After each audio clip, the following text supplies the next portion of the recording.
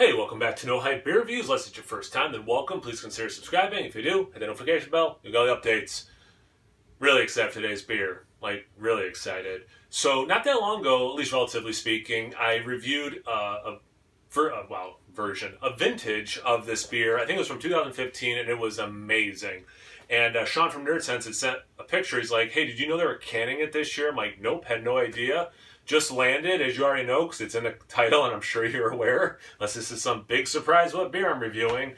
It's technically a 2019 version of the Sierra Nevada Narwhal aged in bourbon barrels. So it was like, let's see, 12/20. So December 20th, it was packaged on. So yeah, just barely 2019 for a 2020 release. I don't know. I'll see what they want me to. I'll look on the internet and see what I should label it as, 2019 or 2020. But anyway, yeah, I still have two bottles of the 15, and then I have another bottle that doesn't have a date on it that I could find. I think it's a 2014. I think it's the one before. I have some of the regulars aging. That one's from 2013. So I definitely am a Narwhal fan, is the point of all this commentary. The regular is just over 2%, 10%.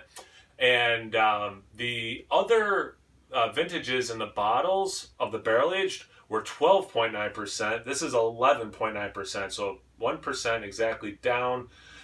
Being in our barrel room, out of the light's reach, our legendary Narwhal Imperial Stout rests in bourbon barrels for nearly a year. After aging, it emerges anew, rich with notes of oak, vanilla, and coconut, layered onto the stout's malt flavors of dark chocolate and espresso. Enjoy this beast of a beer. Very excited. All right. I have a Sierra Nevada hat. I almost put it on, but I thought maybe it might be too fanboy-y, so did not do that. Big fan of the 16-ounce cans. I mean, if I'm going to be that guy like I always am, I mean, a 12-ounce can would have been awesome, but I'll take 16 because I just literally washed this glass. Anyway, paid $20 for it, for a 4-pack. That is a way better price than I was paying in the bottles. For how many fluid ounces that is, paying $20 for 4 of them.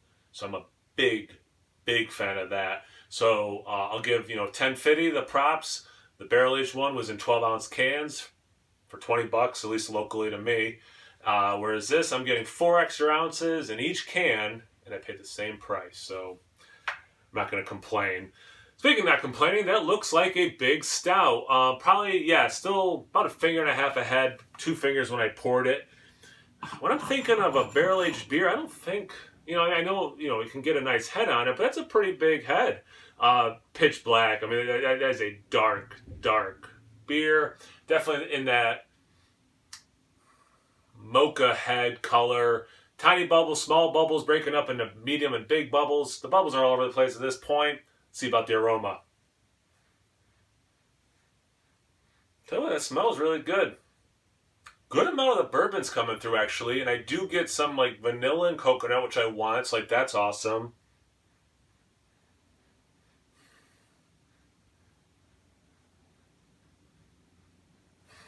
I really like what the barrel's bringing to that. That being said, I still get the stout coming through. Roasty, chocolatey. I get some coffee. I see what they're saying with the espresso. But I tell you what, at least in the aroma, I'm liking the level of the spirit playing with the base stout. Man.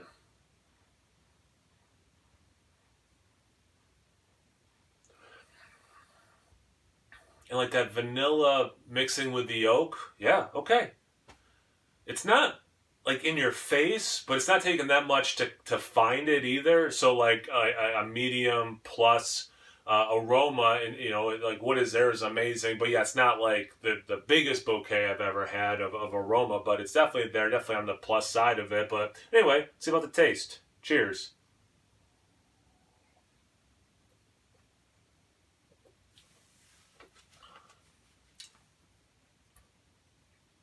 That's good.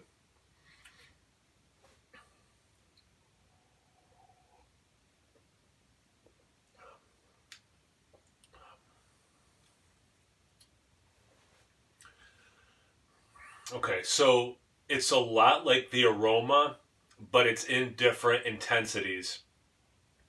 The stout espresso, very dark chocolate, very high cacao count. Dark chocolate, very present, which I'm glad. Um, it's almost to the point of like this ashy, smoky kind of a thing. So really a big fan of that. And that's a great base for some of the sweetness that the bourbon barrels are bringing. Um, the oak is, although I got the oak in the aroma, bigger in the taste than I thought it would be. There's definitely that vanilla, which is great. Some coconut. I think I got a little bit more in the aroma than I'm getting the taste. But I'm going to go back in and I might tweak some of the stuff I'm saying right now.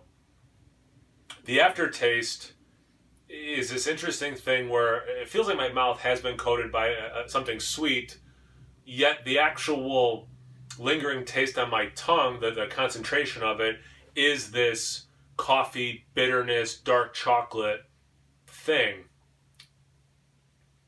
It's cool. Yeah. Wow. Let me do another sip and see if I want to tweak any of that stuff.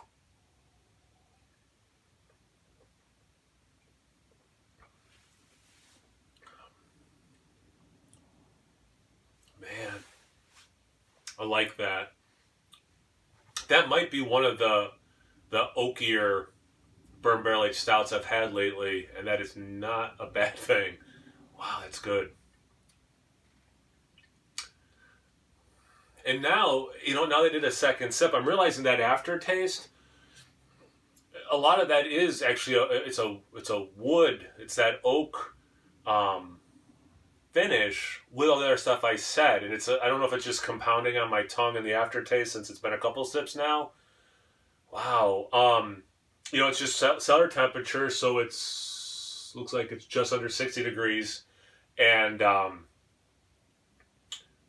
getting just a kiss of the heat of the alcohol right about here.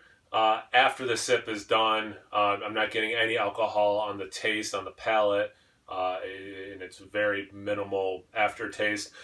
I've only talked to one person who's had this so far, and they were commenting, it wasn't quite where they wanted it because they've been drinking a lot of like pastry stouts and stuff, and I understand that for sure, and this is leading me to talk about like mouthfeel and stuff. This is hitting for me, and that person, I'm sorry, I can't remember, it was on Instagram, which person I was talking about this, so my apologies. But they're like, I think you'll like this. And they were right, like, I definitely like this. I understand someone who's like way down the rabbit hole of pastry stouts, and then you come back to this, the lower ABV, relatively speaking, the lower sweetness, the lack of adjuncts. I totally get that. If you want a roasty, oaky barrel-aged stout, I mean, this is it. I like a lot of kinds of stouts and barrels and adjuncts and stuff, and I don't mind jumping back and forth. Just like, again, so people who are watching this kind of know where I'm at. If you're new to watching or don't watch enough to kind of really understand where I'm coming from, I like a lot of variation there. And this one is definitely something I'm really glad I bought a 4-pack. Just because like that 2015 was so good, I'm really excited to see how these age. This is I'm enjoying this. I'm gonna do one more sip just because I think this beer deserves it. In terms of if I want to add or tweak anything, and then we'll get out of here.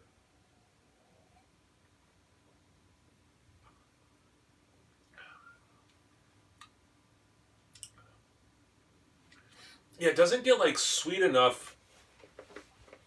Because there is some of that vanilla, it doesn't get sweet enough to be like marshmallowy. It's not, I love like that brownie batter, fudgy kind of a thing too. For me, it doesn't have that because it is so drying with the oak. Maybe some of the alcohol is helping dry it out. I'm sure it is. And then it has such a roasted, like the stout is just so roasty. It's really cutting into that sweetness.